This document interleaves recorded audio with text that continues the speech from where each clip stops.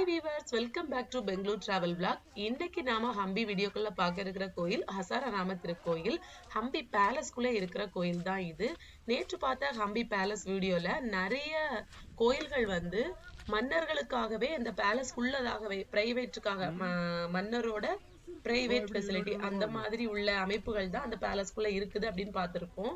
அதாவது ராயலாக மன்னர் பரம்பரையில உள்ள மக்களுக்காகவே கட்டப்பட்ட கோயில் அப்படின்னு சொல்லலாம். அப்படி ஒரு திருக்கோயில் தான் இது. இந்த மதில் சுவர் தான், இந்த காம்பவுண்ட் சுவர் தான் கோயிலோட வெளித்திரு சுற்றா இருக்கணும் அப்படின்னு நினைக்கிறேன். ஆனா நிறைய கற்கள் வந்து சிதறி கிடந்திருக்கு. ஒருவேளை இதை தாண்டியும் அடுத்த திருச்சுற்று இருந்திருக்கலாம் அப்படின்னு வந்து நம்ம நினைக்கலாம். நம்ம கண் பார்வைக்கு இப்ப தெரியுறதுதான் கோயிலோட மதில் சுவரா இருக்குது. எவ்வளவு அழகா வந்து சிற்பங்கள் செதுக்கியிருக்காங்க அப்படின்னு பாருங்க.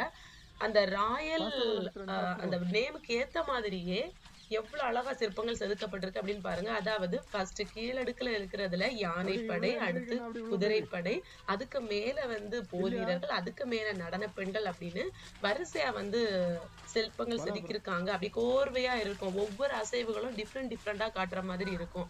எல்லாமே எதுக்கு அப்படின்னு பாத்தீங்கன்னா இது வந்து ஒரு மீனிங்க நம்மளுக்கு எடுத்து காட்டுது. நீங்க பாகுபலி படத்தை வந்து நீங்க பார்த்திருப்பீங்க. எந்த மாதிரி வந்து அந்த மன்னனுக்கு வந்து பட்டம் பதவி வந்து கொடுக்குறாங்கன்னு பாருங்க. அரசர் அப்படிங்கிற பதவி கொடுக்கறதுக்கு முன்னாடி எந்த மாதிரி பண்ணுவாங்க. யானைப்படை, குதிரைப்படை, நடன பெண்கள், போர் வீரர்கள் எல்லாமே வந்து படை சூட இருந்து அந்த வாத்தியங்களுக்கு மத்தியில இருந்து அவருக்கு வந்து பதவி கொடுப்பாங்க. அந்த மாதிரி ஒரு ஃபீலை வந்து எடுத்து காட்டுறதுக்காக தான் இந்த சிற்பங்கள் வந்து செதுக்கப்பட்டிருக்கும். அதாவது ஒரு மன்னர் உள்ள என்ட்ரி ஆகிறான்னா அந்த இது எல்லாருமே வந்து அவருக்கு தலைவணங்குற மாதிரி, அதுக்காக கூட இந்த சிற்பங்கள் இப்படி செதுக்கப்பட்டிருக்கலாம்.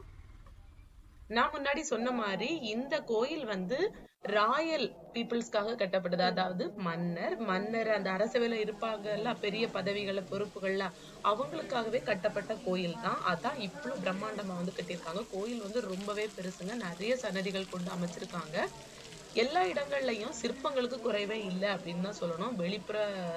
வெளிப்புறத்துல இருக்கக்கூடிய அந்த ஒவ்வொரு சன்னதியிலையும் வெளிப்புறத்துல இருக்கக்கூடிய சுவர்களாகட்டும், உள்ள இருக்கக்கூடிய பில்லர்ஸ்ல செதுக்கப்பட்டிருக்க சிற்பங்களாகட்டும் ரொம்பவே அற்புதமா கொடுத்திருப்பாங்க. இந்த கோயிலுக்கு ஹசார ராம திருக்கோயில் அப்படின்னு ஏன் பெயர் வந்துச்சுன்னு பாத்தீங்கன்னா, கோயில்ல கிட்டத்தட்ட 1000க்கும் மேற்பட்ட ராமர் சிற்பங்களே அமைச்சிருக்காங்க. ஒவ்வொரு ராமர் சிற்பமும் ராமாயணத்துல உள்ள நிகழ்வுகளை எடுத்து காட்டுற மாதிரி இருக்குதான். அதான் இந்த கோயிலோட சிறப்பம்சமா இருக்குது. அதனாலதான் ஹம்பிக்கு டூரிசமா வரவங்க மிஸ் பண்ணாம இந்த கோயிலையும் பார்த்துட்டு தான் போவாங்க. ஹம்பியில இருக்கக்கூடிய நிறைய கோயில்கள் வந்து சேதமாய் தான் இருக்கு. அதுவும் ஹம்பி பேலஸ்ல நேத்து நீங்க பார்த்த வீடியோல நிறைய கோயில்கள் ஆகட்டும், நிறைய ராஜாக்களுக்குன்னு ஏற்படுத்தி அவங்க பிரைவேட் அந்த தனிமைக்காக உருவாக்கப்பட்ட நிறைய இடங்களாகட்டும் எல்லாமே வந்து சேதமாக்கப்பட்டிருக்கு.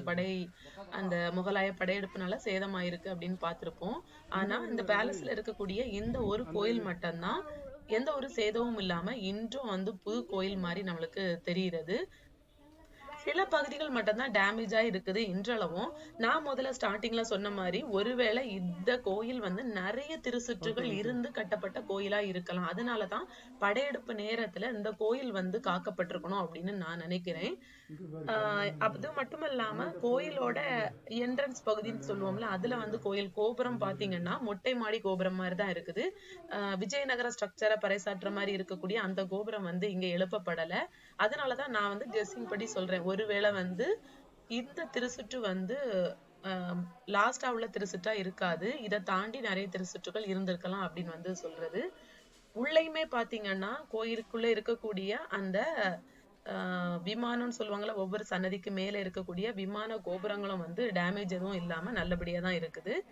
உள்ள சுவாமியோட சிலைகள் அப்படிங்கிறது ஹம்பியில இருக்கக்கூடிய நிறைய கோயில்கள் வந்து மாயமாயிருக்குது. ஒருவேளை அவங்க தகர்த்து எடுத்திருக்கலாம், இல்லைன்னா வேற இடத்துல களவாடி கொண்டு போயிருக்கலாம். அந்த மாதிரிதான் இருக்குது. அந்த மாதிரிதான் இங்கேயும் தெய்வங்களோட சிலைகள் அப்படிங்கிறது வந்து எங்கேயுமே இல்லை. வெறும் நம்ம கோயிலுக்குள்ள போனோம்னா சிற்பங்களை பார்த்துட்டு சுவாமியோட சன்னதிகள் அந்த மாதிரி ஒரு எக்ஸிபிஷன்ல எப்படி வந்து பாக்குற மாதிரி பார்த்துட்டு வரலாம். நம்ம மன்னர்களோட காலகட்டத்துல அவங்க எந்த மாதிரி கட்டியிருப்பாங்க, எந்த மாதிரி வாழ்ந்திருப்பாங்க அப்படிங்கிறத பார்க்கலாமே தவிர கோயில்ல போய் வழிபாடு பண்ணணும் அப்படின்னு நினைச்சிட்டு இந்த கோயிலுக்கு வந்து போக முடியாது.